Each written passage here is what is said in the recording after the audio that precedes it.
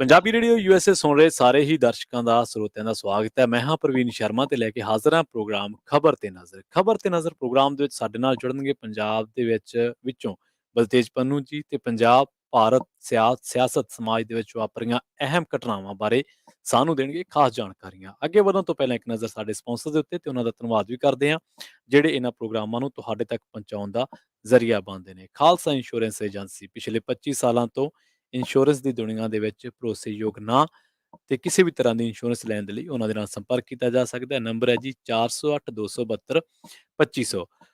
ਟਰਕੀਆਨਾ immigration law firm ਵਾਲੇ ਜੇ ਟਰਕੀਆਨਾ immigration ਬਾਬਤ ਕੋਈ ਸਵਾਲ ਕਰਨਾ, ਕੋਈ ਸਲਾਹ ਕਰਨੀ ਹੈ ਤਾਂ ਜੇ ਦੇ ਨਾਲ ਸੰਪਰਕ ਕੀਤਾ ਜਾ ਸਕਦਾ। ਨੰਬਰ ਹੈ ਜੀ 415 909 0503। Gurdeep Singh Birdi, Clovis, Satnam Singh Shergill, Ravinder Halwara, Selma, Manjit Singh Deewana, Buta Singh Ranipur Fresno, Charanjit Singh Badwal, Pyara Singh, Rahul Gurpal Gill Sacramento, Gurdeep Singh Gill ਤੇ ਪਰਿਵਾਰ Yuba City, Mandeep Singh Kalon Modesto, Ravinder Singh, Pritam Singh Gill, Gurmeet Singh, Surinder Kaur Thind Bakersfield, Gurmel Liddar Bakersfield, Mandeep Singh, Sarabjit Kaur San Jose ਤੇ ਜ਼ੈਂਡਰ ਗਰੁੱਪ ਵਾਲੇ। ਕਿਸੇ ਵੀ ਤਰ੍ਹਾਂ ਦਾ ਘਰ ਖਰੀਦਣਾ ਜਾਂ ਘਰ ਵੇਚਣਾ ਜਾਂ ਲੈਣਾ ਹੋਮ ਲੋਨ ਤੇ ਇਹਨਾਂ ਦੇ ਨਾਲ ਸੰਪਰਕ ਕਰ ਸਕਦੇ ਹੋ ਜੀ। ਨੰਬਰ ਆ 855 905 2575। ਸੋ ਵਧਦੇ ਬਲਤੇਜ ਪੰਨੂ ਜੀ ਵੱਲ, ਪਹਿਲਾਂ ਉਹਨਾਂ ਦਾ ਕਰਦੇ ਸਵਾਗਤ ਤੇ ਫਿਰ ਵਧਾਂਗੇ ਖਬਰਾਂ ਦੀ ਤਫਸੀਲ ਵੱਲ। ਪੰਨੂ ਸਾਹਿਬ ਸਤਿ ਸ੍ਰੀ ਅਕਾਲ ਜੀ, ਸਵਾਗਤ ਹੈ ਪੰਜਾਬੀ ਰੇਡੀਓ USA ਤੇ। ਸਤਿ ਸ਼੍ਰੀ ਅਕਾਲ ਪ੍ਰਵੀਨ, ਧੰਨਵਾਦ, ਬਹੁਤ ਮਿਹਰਬਾਨੀ ਜੀ। ਪੰਨੂ ਸਾਹਿਬ ਖਬਰਾਂ ਵੱਲ ਵਧੀਏ ਤੇ ਸ਼ੁਰੂਆਤ ਕਰੀਏ ਤਾਜ ਮਹਿਲ ਤੋਂ। ਇਸ ਸੰਬੰਧੀ ਪਟੀਸ਼ਨ ਪਾਈ ਸੀ ਕਿਸੇ ਨੇ ਤੇ ਹਾਈ ਕੋਰਟ ਨੇ ਮੱਤ ਵੀ ਸਿਖਾਤੀ। ਦੇਖੋ, ਐਕਚੁਅਲੀ ਕੀ ਆ ਕਿ ਜਿਹੜੀਆਂ ਕੁਝ ਤਾਂ ਪਟੀਸ਼ਨਾਂ ਪਾਈਆਂ ਜਾਂਦੀਆਂ ਨੇ ਕੁਝ ਕਰਨ ਦੇ ਵਾਸਤੇ, ਜਿਵੇਂ ਆਪਾਂ ਗੱਲ ਕੀਤੀ ਸੀਗੀ ਜਿਹੜੀ ਦੇਸ਼ ਧਰੋਹ ਦੀ ਧਾਰਾ ਹੈ ਉਹ ਜਿਵੇਂ ਖਤਮ ਕਰਾਈ ਗਈ ਆ, ਉਹਨੂੰ ਪਟੀਸ਼ਨ ਨੂੰ ਯਾਦ ਰੱਖਿਆ ਜਾਊਗਾ, ਬਹੁਤ ਦੇਰ ਤੱਕ ਯਾਦ ਰੱਖਿਆ ਜਾਊਗਾ। ਔਰ ਮੇਰੀ ਜਾਚੇ ਇਤਿਹਾਸ ਜਿਹੜਾ ਉਹ ਬਣਾ ਦਿੱਤਾ ਉਸ ਪਟੀਸ਼ਨ ਨੇ। ਤੇ ਇੱਕ ਬੇਹੂਦਾ ਟਾਈਪ ਦੀ ਪਟੀਸ਼ਨ ਜਿਹੜੀ ਸੀਗੀ ਉਹ ਪਾਈ ਗਈ ਇੱਥੇ ਇਲਾਹਾਬਾਦ ਹਾਈ ਕੋਰਟ ਦੇ ਲਖਨਊ ਬੈਂਚ ਦੇ ਕੋਲ।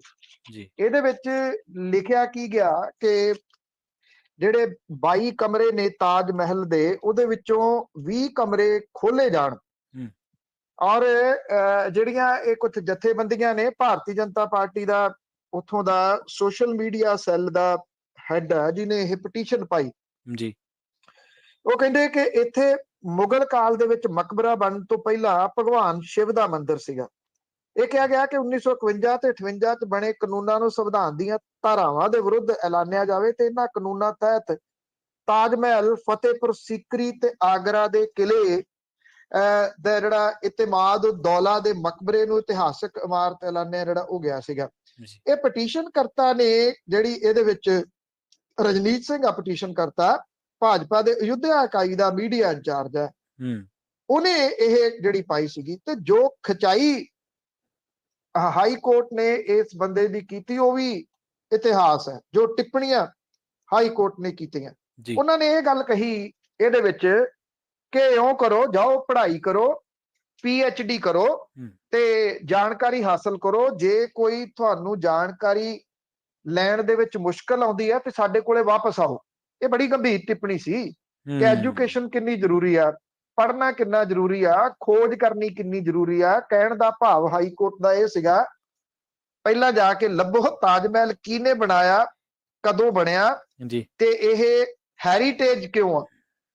ਕਿਉਂਕਿ ਯੂਨੈਸਕੋ ਨੇ ਇਹਨੂੰ ਜਿਹੜੇ ਅਜੂਬੇ ਨੇ ਦੁਨੀਆ ਦੇ 7, ਉਹਨਾਂ ਦੇ ਵਿੱਚ ਸ਼ਾਮਿਲ ਕੀਤਾ ਹੋਇਆ।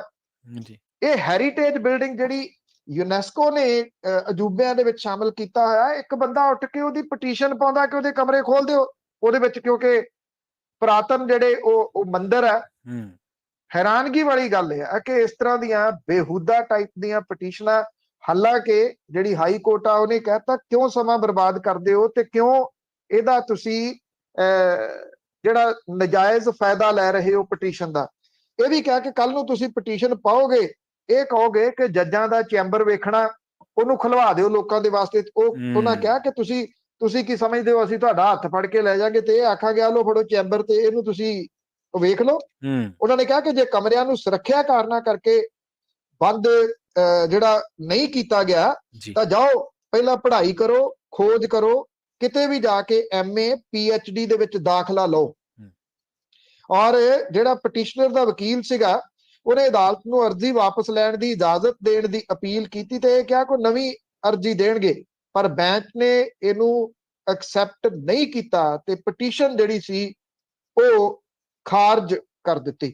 ਆਈ ਥਿੰਕ ਜੇ ਵੇਖਿਆ ਜਾਵੇ ਤਾਂ ਜਿਹੜਾ ਸ਼ੀਸ਼ਾ ਹਾਈ ਕੋਰਟ ਨੇ ਵਿਖਾਇਆ ਨਾ ਇਸ ਬੰਦੇ ਨੂੰ, ਪਟੀਸ਼ਨ ਕਰਤਾ ਨੂੰ, ਜੀ। ਅੱਗੋਂ ਕੋਈ ਅਕਲ ਵਾਲੇ ਹੋਣ ਤੇ ਇਸ ਤਰ੍ਹਾਂ ਦੀ ਗਲਤੀ ਨਹੀਂ ਕਰਨੀ। ਜੀ ਜੀ ਜੀ। ਮੋਹਾਲੀ ਦੀ ਗੱਲ ਕਰੀਏ ਹਮਲੇ ਦੀ ਪੰਨੂ ਸਾਹਿਬ, ਤਾਂ ਮੋਹਾਲੀ ਹਮਲੇ ਦੇ ਵਿੱਚ ਨਿਸ਼ਾਨ ਸਿੰਘ ਨੂੰ ਫੜਿਆ ਗਿਆ ਸੀਗਾ, ਪੁੱਛਗਿੱਛ ਜਾਰੀ ਹੈ ਜੀ। ਐਕਚੁਅਲੀ ਇਸ ਮਾਮਲੇ ਦੇ ਦੋ ਜਿਹੜੇ ਉਹ ਪੱਖ ਨੇ। ਇੱਕ ਪੱਖ ਇਹ ਵੀ ਆ ਕਿ ਇੰਨੇ ਘੰਟੇ ਬੀਤ ਜਾਣ ਤੋਂ ਬਾਅਦ ਅਜੇ ਜਿਹੜੀ ਇਹ ਇਨਵੈਸਟੀਗੇਸ਼ਨ ਆ ਉਹ ਉਹਨਾਂ ਲੋਕਾਂ ਦੇ ਉੱਤੇ ਘੁੰਮ ਰਹੀ ਆ ਜਿਨ੍ਹਾਂ ਨੇ ਇਹ ਹਥਿਆਰ ਸਪਲਾਈ ਕੀਤੇ ਆ। ਅਜੇ ਤੱਕ ਇਸ ਤਰ੍ਹਾਂ ਦੀ ਕੋਈ ਜਾਣਕਾਰੀ ਨਹੀਂ ਦਿੱਤੀ ਪੁਲਿਸ ਨੇ ਕਿ ਜਿਹੜੇ ਹਮਲਾਵਰ ਸੀਗੇ ਉਹਨਾਂ ਦਾ ਕੁਝ ਪਤਾ ਲੱਗਿਆ ਜਾਂ ਨਹੀਂ। ਹਾਂ, ਇੰਨਾ ਜ਼ਰੂਰ ਹੈ ਕਿ ਉਹ ਇੰਨੀ ਤੇਜ਼ੀ ਦੇ ਨਾਲ ਨਿਕਲੇ ਨੇ ਇਹ ਹਮਲਾ ਕਰਕੇ, ਇਹਦਾ ਡੇਰਾ ਬਸੀ ਤੋਂ ਹੁੰਦਿਆਂ ਹੋਇਆ ਅੰਬਾਲਾ ਤੇ ਫਿਰ ਉੱਤਰ ਪ੍ਰਦੇਸ਼ ਨੂੰ ਚਲੇ ਗਏ, ਜੋ ਕਿਹਾ ਜਾ ਰਿਹਾ। ਪੰਜਾਬ ਦੇ ਵਿੱਚ ਪੁਲਿਸ ਸਟੇਸ਼ਨਾਂ ਦੇ ਉੱਤੇ ਹੋਏ ਹਮਲਿਆਂ ਦੇ ਤਾਰ ਪਿਛਲੇ ਸਮੇਂ ਦੇ ਵਿੱਚ ਵਿਦੇਸ਼ਾਂ ਦੇ ਨਾਲ ਜੁੜਦੇ ਰਹੇ ਨੇ।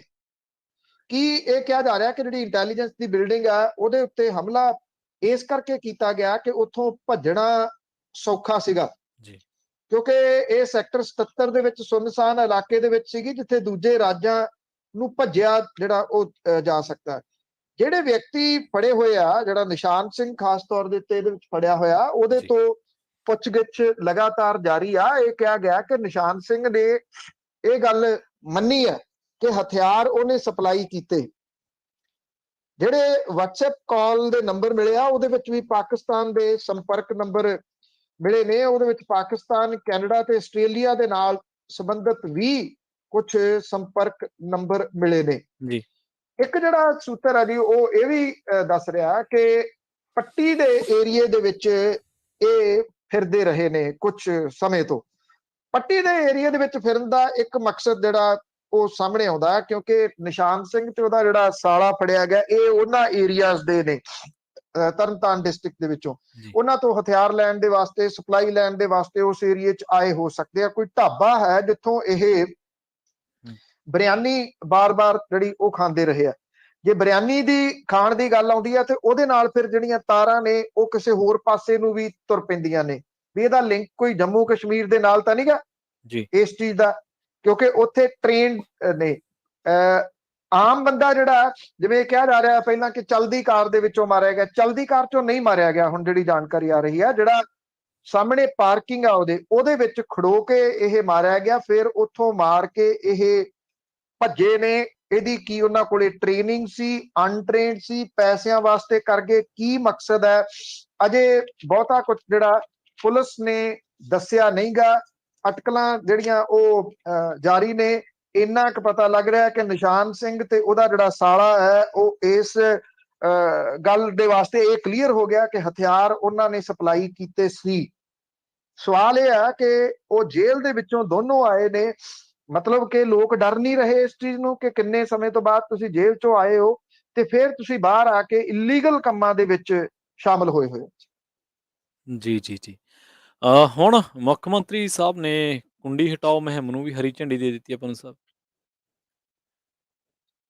ਐਕਚੁਅਲੀ ਇਹ ਜਿਹੜੀਆਂ ਚੋਰ ਮੋਰੀਆਂ ਨੇ ਨਾ ਇਹਦੇ ਵਿੱਚ PSPCL ਦੇ ਵਿੱਚ ਚੋਰੀ ਆ ਜਿਹੜੀ, ਇਹ ਬਹੁਤ ਵੱਡੀ ਸਮੱਸਿਆ ਹੈ। ਇੱਕ ਬਿਜਲੀ ਬੋਰਡ ਦੇ ਵਿੱਚ JE ਆ, ਉਹ ਕਹਿੰਦਾ ਮੇਰਾ ਨਾਮ ਨਾ ਦੱਸਿਓ। ਉਹਨੇ ਮੈਸੇਜ ਕੀਤਾ ਮੈਨੂੰ ਕਿ ਜਿਹੜੇ ਅਫਸਰ ਨੇ, ਉਹ ਕਹਿੰਦਾ ਪੁਲਿਸ ਅਫਸਰ ਤੇ PSPCL ਦੇ ਅਫਸਰ, ਉਹ ਕਹਿੰਦਾ ਚੈੱਕ ਕਰਾ ਲਓ ਇਹਨਾਂ ਦੇ 80% ਮੀਟਰ ਸਲੋ ਕੀਤੇ ਹੋਏ ਆ ਜੀ। ਔਰ ਉਹ ਕਿਉਂਕਿ ਉਹ ਕਹਿੰਦਾ ਉਹਦੀ ਵਿਚਾਰੇ ਦੀ ਨੌਕਰੀ ਦੀ ਗੱਲ ਆ ਵੀ ਜੇ ਉਹਦਾ, ਔਰ ਜਿਹੜਾ ਪੱਤਰਕਾਰੀ ਦੇ ਵਿੱਚ ਇਹ ਅਸੂਲ ਹੁੰਦਾ ਹੈ ਕਿ ਜਿਹੜਾ ਤੁਹਾਡਾ ਸੋਰਸ ਹੈ ਉਹਨੂੰ ਤੁਸੀਂ ਕਦੀ ਵੀ ਡਿਸਕਲੋਜ਼ ਨਹੀਂ ਕਰਨਾ ਹੁੰਦਾ, ਕਿਉਂਕਿ ਫਿਰ ਤੁਹਾਡੀ ਜਿਹੜੀ ਜਾਣਕਾਰੀ ਦੇ ਸਰੋਤ ਆ ਉਹ ਖਤਮ ਹੋ ਜਾਂਦੇ ਆ। ਹੁਣ ਉਹਦੀ ਜੇ ਗੱਲ, ਜਿਹੜਾ JE ਆ ਜਿਹੜੀ ਉਹ ਗੱਲ ਕਹਿ ਰਿਹਾ, ਇਟ ਮੀਨਸ ਕਿ ਉਹ ਸਹੀ ਕਹਿ ਰਿਹਾ ਕਿ 80% ਨੇ ਮੀਟਰ ਸਲੋ ਕੀਤੇ ਹੋਏ ਆ। ਹੁਣ ਇੱਕ ਇੱਥੇ ਜਿਹੜਾ ਡੇਰਾ ਫੜਿਆ ਮਾਝੇ ਦੇ ਵਿੱਚ ਭਿੱਖੀਵਿੰਡ ਦੇ ਵਿੱਚ, ਜੀ ਇੱਥੇ ਸਿੱਧੀ ਕੁੰਡੀ ਫੜੀ ਗਈ ਆ। ਉਹਨਾਂ ਨੇ ਕੀ ਕੀਤਾ ਹੋਇਆ ਸੀਗਾ, ਤੁਸੀਂ ਹੈਰਾਨ ਹੋਵੋਗੇ, ਸਿੱਧੀ ਕੁੰਡੀ ਲਾ ਕੇ ਆਪਣਾ ਪ੍ਰਾਈਵੇਟ ਟਰਾਂਸਫਾਰਮਰ ਰੱਖਿਆ ਹੋਇਆ ਸੀਗਾ, ਉਹਨੂੰ ਸਿੱਧੀ ਕੁੰਡੀ ਲਾਈ। ਡੇਰੇ ਦੇ ਵਿੱਚ 17 ਏਸੀ, 7 ਗੀਜ਼ਰ, 4 ਮੋਟਰਾਂ, 196 ਬਲਬ, 67 ਪੱਕੇ ਫੜੇ ਗਏ। ਜੀ ਪਾਵਰਕਾਮ ਨੇ ਇਹਨੂੰ 26 ਲੱਖ ਰੁਪਏ ਦਾ ਜੁਰਮਾਨੇ ਦਾ ਨੋਟਿਸ ਜਿਹੜਾ ਉਹ ਭੇਜਿਆ। ਜਿਹੜੀ ਕੱਲ ਮੀਟਿੰਗ ਹੋਈ ਆ ਮੁੱਖ ਮੰਤਰੀ ਹੋਰਾਂ ਨੇ ਕੀਤੀ ਆ ਡਿਪਟੀ ਕਮਿਸ਼ਨਰ ਤੇ ਐਸਐਸਪੀਜ਼ ਦੇ ਨਾਲ, ਉੱਥੇ ਉਹਦੇ ਵਿੱਚ ਕੁੰਡੀ ਹਟਾਓ ਮੁਹਿੰਮ ਦੀ ਸ਼ੁਰੂਆਤ ਜਿਹੜੀ ਉਹ ਕੀਤੀ ਗਈ ਆ। 1200 ਕਰੋੜ ਰੁਪਏ ਦੀ ਹਰ ਸਾਲ ਬਿਜਲੀ ਚੋਰੀ ਹੋ ਰਹੀ ਆ।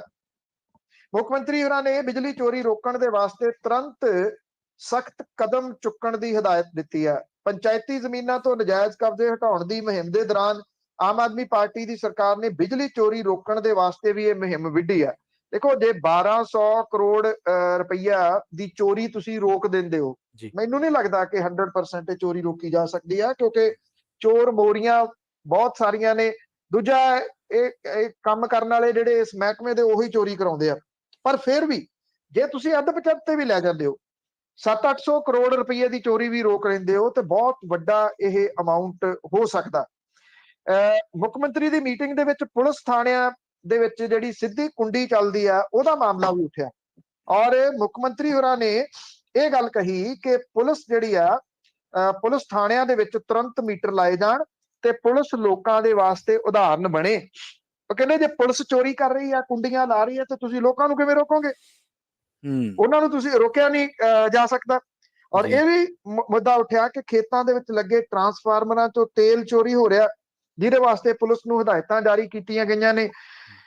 ਮਤਲਬ ਇਹ ਕਿ ਜਿਹੜਾ ਨੁਕਸਾਨ ਚੋਰੀ, ਤੇਲ ਚੋਰੀ ਜਾਂ ਕੁੰਡੀਆਂ ਇਹਦੇ ਨਾਲ ਹੋ ਰਿਹਾ, ਜੇ ਮੰਨ ਲਓ ਇਹ ਲੀਕੇਜ ਰੋਕ ਦਿੱਤੀ ਜਾਵੇ ਤਾਂ ਇਹ ਲੀਕੇਜ ਬਹੁਤ ਵੱਡੀ ਆ। ਫਿਰ ਜਿਹੜੀਆਂ ਸਬਸਿਡੀ ਦਿੱਤੀ ਜਾ ਰਹੀ ਹੈ, ਫਿਰ ਉਹ ਗੱਲ ਜਿਹੜੀ ਉਹ ਸਮਝ ਆ ਸਕਦੀ ਹੈ ਤੇ ਉਹ ਦਿੱਤੀ ਵੀ ਜਾ ਸਕਦੀ ਹੈ। ਨਹੀਂ ਤਾਂ ਅਦਰਵਾਈਜ਼ ਇਹ ਸਬਸਿਡੀਆਂ ਵੀ ਫਿਰ ਬਹੁਤੀ ਦੇਰ ਕਿਵੇਂ ਦਿੱਤੀਆਂ ਜਾ ਸਕਣਗੀਆਂ? ਜੇ ਤੁਸੀਂ ਦੇਖਿਆ ਹੋਵੇ ਤੇ ਇੱਕ ਕਲਿੱਪ ਬੜਾ ਵਾਇਰਲ ਹੋਇਆ ਕੱਲ ਦਾ, ਇੱਕ ਵਿਅਕਤੀ ਨੇ ਆਪਣੀ ਮਾਤਾ ਦੀ ਟਿਕਟ ਲੈ ਲਈ ਬੱਸ ਦੀ, ਤੇ ਜਦੋਂ ਉਹਨੂੰ ਪਤਾ ਲੱਗਾ ਵੀ ਮੇਰੇ ਮੁੰਡੇ ਨੇ ਟਿਕਟ ਲੈ ਲਈ ਸੀ, ਤੇ ਉਹ ਕੰਡਕਟਰ ਨੂੰ ਕਹਿੰਦੀ ਵੀ ਮੇਰੇ 20 ਰੁਪਏ ਮੋੜ। ਉਹਨੇ ਜਦੋਂ ਨਾ ਕੀਤੀ ਤੇ ਉਹ ਬੱਸ ਦੇ ਮੂਹਰੇ ਲਿਟ ਗਈ, ਮੇਰੇ 20 ਰੁਪਏ ਮੋੜ, ਅਸੀਂ 20 ਰੁਪਏ ਨਹੀਂ ਦੇਣੇ। ਲੋਕਾਂ ਦੇ ਤਾਂ ਫਿਰ ਦੂਜੇ ਪਾਸੇ ਦੇਖਿਆ ਜਾਵੇ ਤੇ ਇਹ ਹਾਲ ਨੇ। ਆਮ ਲੋਕ ਜਿਹੜੇ ਨੇ ਉਹਨਾਂ ਦੇ ਵੀ, ਅਫਸਰਾਂ ਦੇ ਵੀ ਸਮਝ ਨਹੀਂ ਆਉਂਦੀ, ਹਰ ਬੰਦਾ ਲੁੱਟਣ ਦੇ ਉੱਤੇ ਕਿਉਂ ਲੱਗਿਆ ਹੈ। ਜੀ ਅੱਛਾ, ਕਿਸਾਨ ਆਗੂ ਸਿੱਧੀ ਬਿਜਾਈ ਦਾ ਵਿਰੋਧ ਕਰ ਰਹੇ ਆ ਜੀ। ਇਹ ਸਮਝ ਤੋਂ ਥੋੜੀ ਜੀ ਪਰਾਂ ਵਾਲੀ ਜਿਹੜੀ ਗੱਲ ਲੱਗਦੀ ਆ। ਇੱਕ ਤਾਂ ਕਿਸਾਨ ਆਗੂ ਜਿਹੜੇ ਨੇ, ਜਿਹੜੀਆਂ ਜ਼ਮੀਨਾਂ ਛੁਡਵਾਈਆਂ ਜਾ ਰਹੀਆਂ ਨੇ, ਉਹਦਾ ਵੀ ਵਿਰੋਧ ਕਰ ਰਹੇ।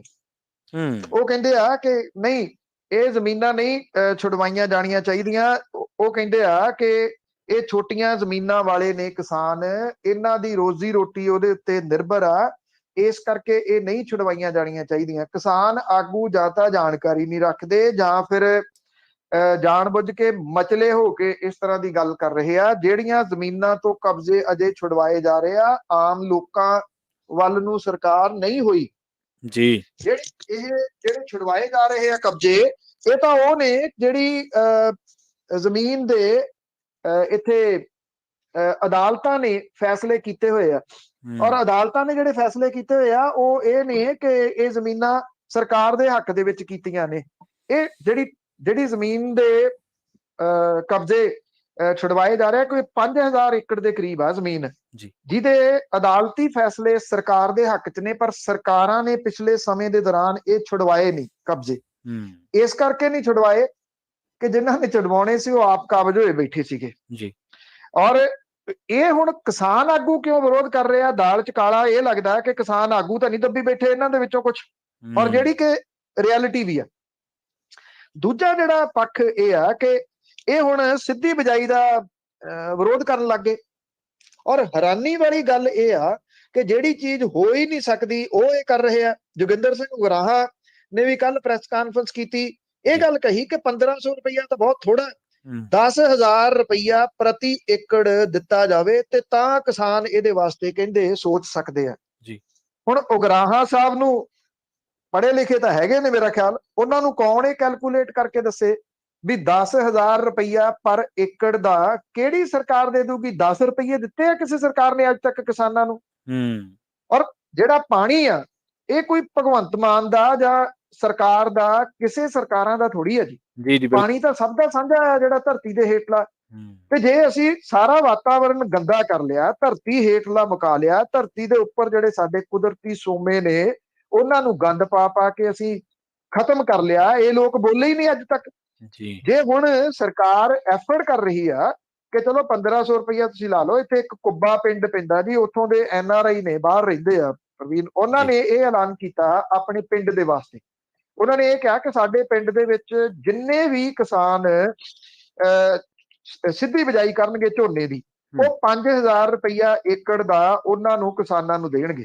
ਸਿਰਫ ਜਿਹੜੀਆਂ ਠੇਕੇ ਤੇ ਦਿੱਤੀਆਂ ਜ਼ਮੀਨਾਂ ਨੇ ਉਹ ਨਹੀਂ, ਬਲਕਿ ਜਿੰਨਾ ਵੀ ਜਿਹੜਾ ਝੋਨਾ ਸਿੱਧੀ ਬਿਜਾਈ ਕਰਨਗੇ। ਇੱਕ ਪਾਸੇ ਤਾਂ ਇਦਾਂ ਦੀ ਐਫਰਟ ਕਰਨ ਵਾਲੇ ਪ੍ਰਵਾਸੀ ਬੈਠੇ ਨੇ, ਔਰ ਲੋਕ ਜਿਨ੍ਹਾਂ ਨੇ ਠੇਕੇ ਤੇ ਜ਼ਮੀਨਾਂ ਦਿੱਤੀਆਂ ਨੇ ਉਹਨਾਂ ਨੂੰ ਫੋਨ ਕਰ ਕਰਕੇ ਕਹਿ ਰਹੇ ਆ ਕਿ ਅਸੀਂ ਠੇਕਾ ਘਟਾ ਦੇਾਂਗੇ, ਤੁਸੀਂ ਸਿੱਧੀ ਬਿਜਾਈ ਕਰੋ।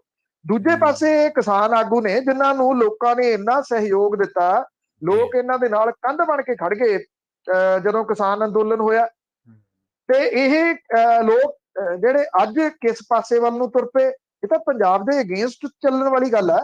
ਕੋਈ ਵਿਚਲਾ ਰਾਹ ਲੱਭ ਲਓ, ਕੋਈ ਵਿੱਚ ਵਾਲਾ ਰਾਹ ਲੱਭ ਲਓ। ਤੁਸੀਂ ਇਹ ਕਹਿ ਦਿਓ ਚਲੋ ਏਦਾਂ ਕਰਦੇ ਆ, ਸਾਰੀ ਨਹੀਂ, ਕਿਸਾਨਾਂ ਨੂੰ ਇਹ ਅਪੀਲ ਕਰ ਦਿਓ ਵੀ ਕਿਸਾਨੋ, ਜੇ ਤੁਹਾਡੇ 10 ਕਿੱਲੇ ਤੁਸੀਂ ਝੋਨਾ ਲਾਉਂਦੇ, ਐਤਕੀ 5 ਕਿੱਲੇ ਸਿੱਧੀ ਬਿਜਾਈ ਕਰ ਲਓ ਜੀ। ਇਹ ਵਿਚਲਾ ਕੋਈ ਰਾਹ ਨਿਕਲ ਸਕਦਾ ਸੀ ਨਾ, ਵੀ ਚਲੋ ਅੱਧੀ ਜ਼ਮੀਨ ਦੇ ਉੱਤੇ ਸਿੱਧੀ ਬਿਜਾਈ ਕਰ ਦਿਓ। ਜੇ ਅੱਧੀ ਜ਼ਮੀਨ ਦੇ ਉੱਤੇ ਵੀ ਸਿੱਧੀ ਬਿਜਾਈ ਹੋ ਜਾਂਦੀ ਆ ਤੇ ਕਿੰਨਾ ਪਾਣੀ ਸੇਵ ਹੋ ਸਕਦਾ, ਕਿੰਨੀ ਬਿਜਲੀ ਜਿਹੜੀ ਉਹ ਸੇਵ ਹੋ ਸਕਦੀ ਹੈ। ਇਹ ਕੋਈ ਵਿਚਲਾ ਰਾਹ ਲੱਭਣ ਦੇ ਵਾਸਤੇ ਤਿਆਰ ਨਹੀਂ, ਸਿੱਧੀ ਕੰਧ ਖਿੱਚ ਕੇ ਖੜੇ ਹੋ ਗਏ। 10,000 ਰੁਪਈਆ ਪ੍ਰਤੀ ਏਕੜ ਦਿਓ, ਫਿਰ ਅਸੀਂ ਜਿਹੜੀ ਆ ਉਹ ਸਿੱਧੀ ਬਿਜਾਈ ਦੇ ਬਾਰੇ ਸੋਚਾਂਗੇ। ਉਹ ਕਹਿੰਦੇ ਰਿਸਕ ਭੱਤਾ ਆ, ਕਹਿੰਦੇ ਇਹ ਰਿਸਕ ਭੱਤਾ 10,000 ਰੁਪਈਆ ਦਿਓ। ਔਰ ਇਹ ਵੀ ਕਿਹਾ ਕਿ ਪਛੇਤੇ ਜਿਹੜੇ ਜ਼ੋਨ ਨੇ ਉਹਨਾਂ ਦੇ ਕਿਸਾਨਾਂ ਨੂੰ ਉਤਸ਼ਾਹੀ ਭੱਤਾ ਨਹੀਂ ਦਿੱਤਾ ਗਿਆ। ਇਹ ਤਾਂ ਕਹਿੰਦੇ ਆ ਕਿ ਜਿਹੜਾ ਜ਼ੋਨ ਵੰਡ ਕੀਤੀ ਗਈ ਆ ਉਹ ਸਹੀ ਆ ਜੀ, ਇਹ ਕਹਿ ਰਹੇ ਆ ਕਿ ਅਸੀਂ ਇਹਦੇ ਨਾਲ ਸਹਿਮਤ ਆ। ਪਰ ਉਹ ਕਹਿੰਦੇ ਕਿ ਜਿਹੜਾ ਸਾਨੂੰ ਇਹ ਲੱਗਦਾ ਆ ਕਿ ਜਿਹੜਾ ਰਿਸਕ ਭੱਤਾ ਜਿਨ੍ਹਾਂ ਦੀ ਬਾਅਦ ਚ ਵਾਰੀ ਆਉਂਦੀ ਆ ਉਹਨਾਂ ਨੂੰ ਮਿਲਣਾ ਚਾਹੀਦਾ ਸੀਗਾ। ਹਰ ਚੀਜ਼ ਦੇ ਵਾਸਤੇ ਪੈਸੇ ਹੀ ਜਿਹੜੇ ਉਹ ਮੰਗੇ ਜਾ ਰਹੇ ਨੇ। ਪੈਸੇ ਦੇਣੇ ਵੀ ਜਿਹੜੀਆਂ ਸਰਕਾਰਾਂ ਨੇ ਕੋਈ ਪੱਲਿਓਂ ਨਹੀਂ ਦੇਣੇ ਹੁੰਦੇ। ਪਰ ਜਿਹੜਾ ਸਵਾਲ ਹੈ ਨਾ ਜੀ ਇਹਦੇ ਵਿੱਚ ਉਹ ਇਹ ਆ ਕਿ ਇਹ ਧਰਤੀ ਕਿਹਦੀ ਆ, ਕਿਸੇ ਇੱਕ ਵਿਅਕਤੀ ਦੀ ਆ ਜਾਂ ਸਾਡੀ ਸਭ ਦੀ ਸਾਂਝੀ ਆ। ਜੇ ਅੱਜ ਤੁਸੀਂ ਝੋਨਾ ਲਾ ਲਾ ਕੇ ਸਿੱਧੀ ਬਿਜਾਈ ਕਰਕੇ ਪਾਣੀ ਮੁਕਾ ਲਿਆ, ਨਾ ਝੋਨਾ ਹੋਣਾ ਨਾ ਕਣਕ ਹੋਣੀ ਆ, ਇਹ ਬੰਜਰ ਹੋ ਜਾਣੀ ਆ। 25-25 30-30 ਲੱਖ ਰੁਪਈਏ ਵਾਲੇ ਅੱਜ ਵਾਲੇ ਕਿੱਲੇ, ਇਹ ਲੱਖ ਰੁਪਈਏ ਨੂੰ ਵੀ ਕਿਸੇ ਨੇ ਨਹੀਂ ਪੁੱਛਣੇ, ਇਹ ਗੱਲ ਯਾਦ ਰੱਖਣਾ ਜੀ। ਨਸ਼ੇ ਨੂੰ ਕਾਬੂ ਕਰਨ ਲਈ ਸਰਕਾਰ ਨੇ ਹੁਣ ਰੋਡ ਮੈਪ ਦੱਸਿਆ ਜੀ ਕੋਈ? ਦੇਖੋ, ਵੈਸੇ ਨਸ਼ੇ ਦਾ ਮਾਮਲਾ ਪਿਛਲੇ ਲੰਮੇ ਸਮੇਂ ਤੋਂ ਭਖਦਾ ਰਿਹਾ ਔਰ 15 ਕੁ ਸਾਲ ਤੋਂ ਖਾਸ ਤੌਰ ਦੇ ਉੱਤੇ ਪੰਜਾਬ ਦੀ ਇੱਕ ਪੀੜ੍ਹੀ ਨੂੰ ਨਿਗਲ ਗਿਆ। ਇੱਕ ਪੀੜ੍ਹੀ ਅਸੀਂ ਗਵਾ ਚੁੱਕੇ ਹਾਂ ਜੀ ਨਸ਼ੇ ਦੇ ਵਿੱਚ। ਔਰ ਕਿੰਨੇ ਕੁ ਸਿਵੇ ਬਲੇ ਆ, ਕੋਈ ਗਿਣਤੀ ਮਿਣਤੀ ਨਹੀਂ। ਕਿਉਂਕਿ ਸਾਇਲੈਂਟ ਹਾਰਟ ਅਟੈਕ ਕਹਿ ਕੇ ਬਹੁਤਿਆਂ ਨੇ ਆਪਣੇ ਪੁੱਤਾਂ ਦੀਆਂ ਮ੍ਰਿਤਕ ਦੇਹਾਂ ਫੂਕ ਦਿੱਤੀਆਂ, ਬਾਹਰ ਨਾ ਕਿਤੇ ਪਤਾ ਲੱਗ ਜੇ। ਕਿਉਂਕਿ ਅਸੀਂ ਜਿੰਨੀ ਦੇਰ ਤੱਕ ਗੁਆਂਢੀ ਦੇ ਅੱਗ ਲੱਗੀ ਹੁੰਦੀ ਆ ਅਸੀਂ ਖੁਸ਼ੀ ਮਨਾਉਂਦੇ ਆ, ਆਪਣੇ ਲੱਗਦੇ ਫਿਰ ਕਿਸੇ ਨੂੰ ਦੱਸਦੇ ਨਹੀਂਗੇ। ਇਹ ਵੱਡੀ ਸਮੱਸਿਆ ਜਿਹੜੀ ਉਹ ਰਹੀ ਆ। ਕਈ ਪਿੰਡਾਂ ਦੇ ਵਿੱਚ ਅਨਾਉਂਸਮੈਂਟ ਕਿਸੇ ਵੇਲੇ ਹੁੰਦੀਆਂ ਸੀਗੀਆਂ ਵੀ 2 ਮੌਤਾਂ ਹੋਈਆਂ ਨੇ, ਇੱਕ ਦਾ ਸੰਸਕਾਰ ਇੰਨੇ ਵਜੇ ਆ, ਉਦੋਂ ਬਾਅਦ ਇੰਨੇ ਘੰਟਿਆਂ ਬਾਅਦ ਦੂਸਰੇ ਦਾ ਸੰਸਕਾਰ ਹੈ। ਕਿਉਂਕਿ ਮਸਾਨ ਇੱਕੋ ਸੀਗਾ, ਸ਼ਮਸ਼ਾਨ ਘਾਟ ਇੱਕੋ ਸੀਗਾ। ਕਿੰਨੇ ਪਿਓਆਂ ਨੇ ਆਪਣੇ ਜਵਾਨ ਪੁੱਤਾਂ ਦੀਆਂ ਲਾਸ਼ਾਂ ਢੋ ਦਿੱਤੀਆਂ, ਕੋਈ ਗਿਣਤੀਆਂ ਮਿਣਤੀਆਂ ਨਹੀਂ। ਕਨਾਲ ਵਾਲੀਆਂ 2-2 ਕਨਾਲ ਵਾਲੀਆਂ ਹਵੇਲੀਆਂ ਖਾਲੀ ਹੋ ਗਈਆਂ। ਬਜ਼ੁਰਗ ਦੀ ਚਿੱਟੀ ਪੱਗ ਉੱਥੇ ਦੀਂਦੀ ਆ, ਕੋਈ ਨੌਜਵਾਨ ਨਹੀਂ ਹੈਗਾ। ਇੱਕ ਪਰਿਵਾਰ ਦੇ ਨਾਲ ਮੈਂ ਗੱਲਬਾਤ ਕੀਤੀ ਸੀ ਕੁਝ ਸਾਲ ਪਹਿਲਾਂ। ਉੱਥੇ ਪਹਿਲਾਂ ਉਹਦਾ ਮੁੰਡੇ ਦਾ ਜਿਹੜਾ ਪਿਓ ਸੀਗਾ ਉਹ ਚਿੱਟੇ ਦੇ ਨਾਲ ਮਾਰਿਆ ਗਿਆ ਸੀ ਜੀ। ਮਾਂ ਨੇ ਪੁੱਤ ਛੇਤੀ ਵਿਆਹ ਲਿਆ, 19 ਕੁ ਸਾਲ ਦਾ, ਤੇ ਗਾਂ ਉਹਦੇ ਇੱਕ ਧੀ ਜੰਮੀ, 6 ਮਹੀਨੇ ਦੀ ਧੀ ਸੀ, ਤੇ ਪਿਓ ਨਾ ਲੱਭਿਆ। ਚੌਥੇ ਕੁ ਦਿਨ ਮਖੂ ਨੇੜਿਓਂ ਉਹਦੀ ਲਾਸ਼ ਲੱਭੀ, ਨਾਲ ਸਿਰਿੰਜ ਸੀ ਲੱਗੀ ਹੋਈ। 3 ਔਰਤਾਂ ਨੇ ਉਸ ਘਰ ਦੇ ਵਿੱਚ, ਇੱਕ ਮਾਂ, ਇੱਕ ਉਹਦੀ ਨੂੰਹ ਤੇ ਅੱਗੋਂ ਉਹਦੀ ਬੱਚੀ। ਬੰਦਾ ਹੀ ਹੈ ਨਹੀਂ ਕੋਈ ਘਰ ਦੇ ਵਿੱਚ। ਇਹ ਘਰ ਦੀ ਨਹੀਂ ਕਹਾਣੀ, ਘਰਾਂ ਦੀ ਕਹਾਣੀ ਹੈ। 17 ਵਾਲੀਆਂ ਚੋਣਾਂ ਦੇ ਵਿੱਚ ਇਹ ਮਲਾ ਬਹੁਤ ਫਕਿਆ। ਕੈਪਟਨ ਅਮਰਿੰਦਰ ਸਿੰਘ ਨੇ ਗੁਟਕਾ ਚੁੱਕ ਕੇ ਸਹੁੰ ਵੀ ਖਾ ਲਈ, ਲੱਕ ਤੋੜੂੰਗਾ। ਲੱਕ ਲੁੱਕ ਕਾਹਦਾ ਤੋੜਨਾ ਸੀਗਾ, ਨਸ਼ਾ ਉਦਾਂ ਹੀ ਵਿਕਦਾ ਰਿਹਾ। ਨਸ਼ਾ ਅੱਜ ਵੀ ਉਸੇ ਤਰੀਕੇ ਨਾਲ ਵਿਕ ਰਿਹਾ ਅਜੇ ਤੱਕ, ਔਰ ਓਵਰਡੋਜ਼ ਦੇ ਨਾਲ ਮੌਤਾਂ ਅਜੇ ਵੀ ਉਸੇ ਤਰੀਕੇ ਦੇ ਨਾਲ ਹੋ ਰਹੀਆਂ ਨੇ। ਇਹ ਮੰਨਣ ਵਾਲੀ ਜਿਹੜੀ ਉਹ ਗੱਲ ਹੈ। ਹੁਣ ਐਕਚੁਅਲੀ ਜਿਹੜਾ ਰੋਡ ਮੈਪ ਦਿੱਤਾ ਗਿਆ ਇਹਦੇ ਵਿੱਚ ਨਾ ਜਿਹੜੀ ਹੁਣ ਤੱਕ ਪ੍ਰੋਬਲਮ ਇਹ ਆਉਂਦੀ ਸੀਗੀ, STF ਪੁਲਿਸ ਤੇ ਸੁੱਟ ਦਿੰਦੀ ਸੀ, ਪੁਲਿਸ STF ਤੇ ਸੁੱਟ ਦਿੰਦੀ ਸੀ। ਇਹ ਹੁਣ ਜਿਹੜੇ ਅਖਤਿਆਰ ਦਿੱਤੇ ਗਏ ਆ ਕਲੀਅਰ STF ਨੂੰ ਦਿੱਤੇ ਗਏ ਆ। STF ਇਸ ਸਾਰੇ ਨਸ਼ੇ ਦੇ ਜਿਹੜੀ ਰੋਕਣ ਦੀ ਮੁਹਿੰਮ ਆ ਇਹਦੀ ਵਾਗਡੋਰ ਸੰਭਾਲੂਗੀ। ਇਹਦਾ ਪੁਨਰਗਠਨ ਕੀਤਾ ਜਾ ਰਿਹਾ STF ਦਾ। ਹਰਪ੍ਰੀਤ ਸਿੰਘ ਸਿੱਧੂ ਹੁਰੀ ਉਹ ਚੀਫ ਬਣੇ ਰਹਿਣਗੇ। ਨਿਹਾਇਤ ਇਮਾਨਦਾਰ ਆਫੀਸਰ ਨੇ, ਕਮਿਟਡ ਨੇ, ਰਿਜ਼ਲਟ ਦੇ ਸਕਦੇ ਨੇ ਜੇ ਉਹਨਾਂ ਨੂੰ ਫ੍ਰੀ ਹੈਂਡ ਦਿੱਤਾ ਜਾਵੇ। ਇੱਕ ਵਾਰੀ ਰਿਜ਼ਲਟ ਉਹਨਾਂ ਨੇ ਵਿਖਾਏ ਸੀਗੇ, ਜੇ ਯਾਦ ਹੋਵੇ, ਜਦੋਂ STF ਨਵੀਂ ਬਣੀ ਆ ਉਸ ਵੇਲੇ। ਹੁਣ STF ਜਿਹੜੀ ਆ ਇਹਦੀਆਂ ਹਰ ਜ਼ਿਲ੍ਹੇ ਦੇ ਵਿੱਚ 2 ਟੀਮਾਂ ਹੋਣਗੀਆਂ, ਸਰਹੱਦੀ ਜ਼ਿਲ੍ਹਿਆਂ ਦੇ ਵਿੱਚ 4-4 ਟੀਮਾਂ ਹੋਣਗੀਆਂ। ਜਿਹੜੀ ਪੁਲਿਸ ਹੈ ਉਹਦੇ ਨਾਲ ਇਹਦਾ ਜਿਹੜੀ ਕੱਲ ਡਿਪਟੀ ਕਮਿਸ਼ਨਰ ਤੇ SSP ਦੀ ਮੀਟਿੰਗ ਸੱਦੀ, ਉਹ ਉਹਨਾਂ ਨੂੰ ਇਹ ਆਖਿਆ ਗਿਆ ਕਿ ਜਿੱਥੇ STF ਨੂੰ ਲੋੜ ਹੈ ਤੁਹਾਨੂੰ ਤੁਰੰਤ ਉਹਦੀ ਸਪੋਰਟ ਕਰਨੀ ਹੋਊਗੀ। ਪੁਲਿਸ ਕੀ ਸਪੋਰਟ ਕਰੂਗੀ ਕਿ ਜਿੱਥੇ ਛਾਪਾ ਮਾਰਨਾ STF ਉਹਦੀ ਅਗਵਾਈ ਕਰੂਗੀ, ਉਹ ਦੱਸੂਗੀ ਕਿ ਫਲਾਂ ਜਗ੍ਹਾ ਦੇ ਉੱਤੇ ਪਹੁੰਚੋ, ਉੱਥੇ ਜਿਹੜਾ ਜਾਂ ਨਾਲ ਲੈ ਕੇ ਉਹਨੂੰ ਜਾਊਗੀ। ਉਹ ਛਾਪੇਮਾਰੀ ਜਿਹੜੀ STF ਕਰੂਗੀ, ਪੁਲਿਸ ਸਿਰਫ ਪਰਚਾ ਦਰਜ ਕਰੂਗੀ STF ਦੇ ਕਹੇ ਤੇ। 90 ਦਿਨ ਦੇ ਵਿੱਚ ਚਲਾਨ ਪੇਸ਼ ਕਰਨਾ ਹੋਊਗਾ।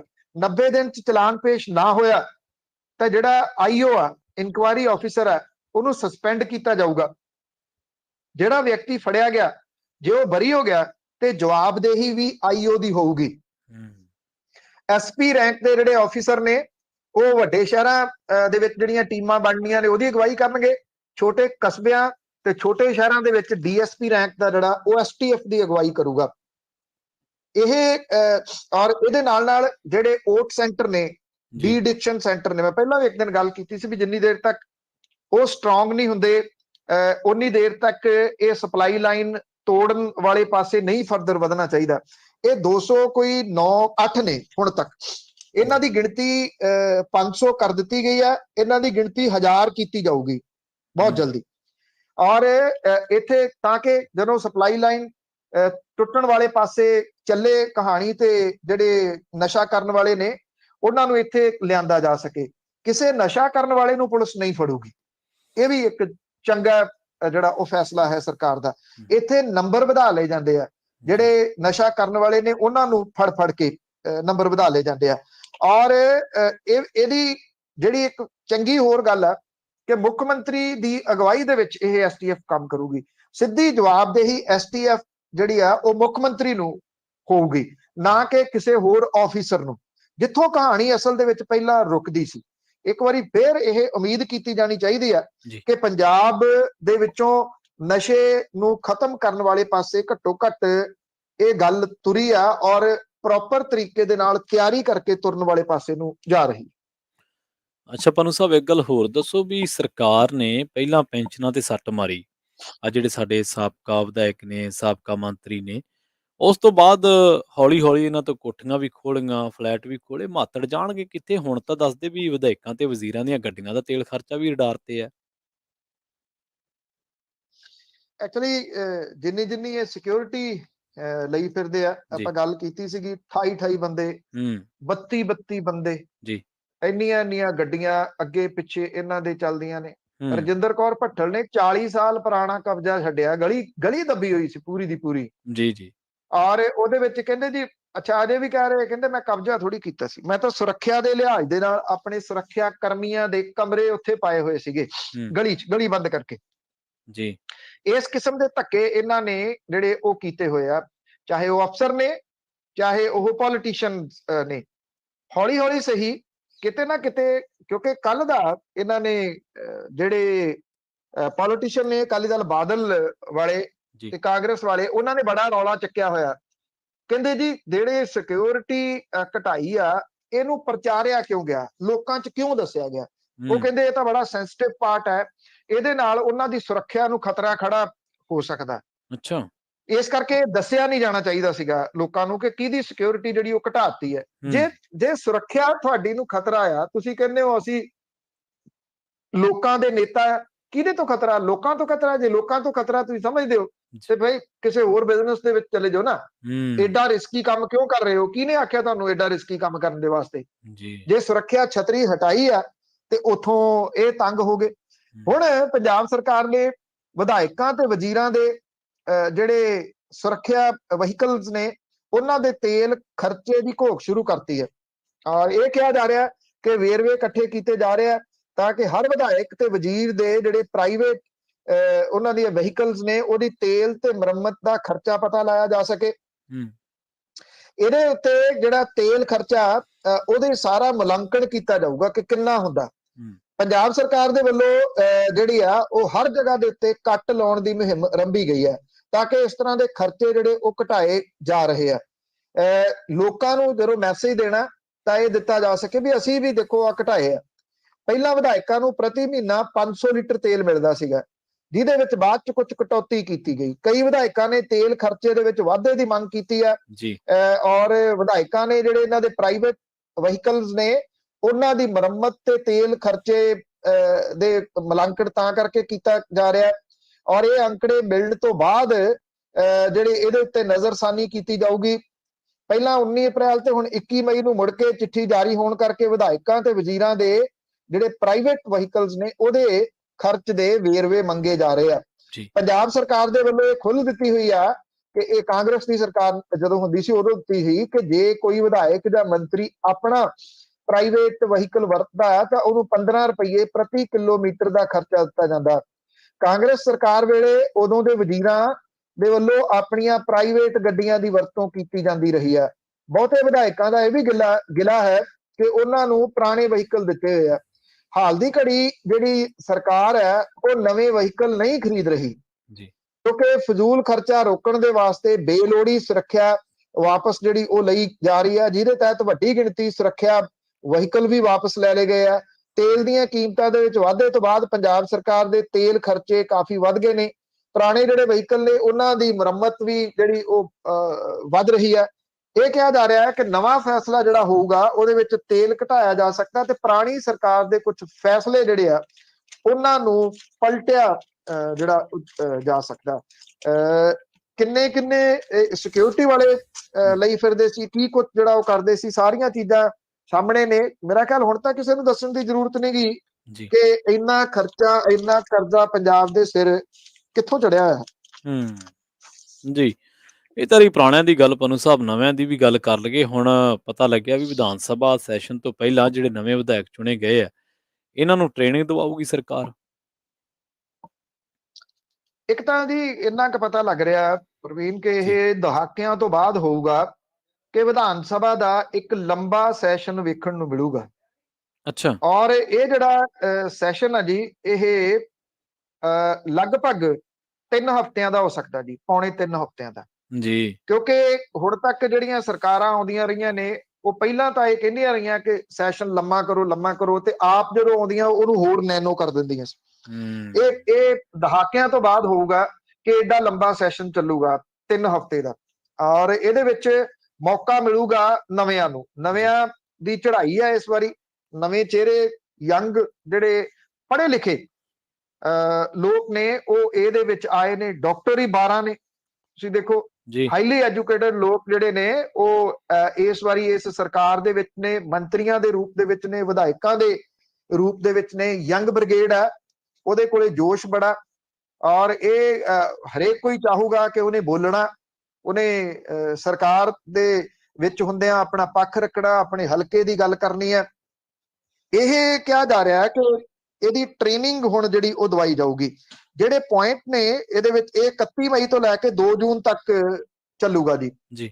31 ਪਹਿਲੀ ਤੇ 2-3 ਦਿਨ ਦਾ ਇਹ ਸੈਸ਼ਨ ਹੋਊਗਾ। ਇਹ ਪਹਿਲਾ ਟ੍ਰੇਨਿੰਗ ਸੈਸ਼ਨ ਹੈ।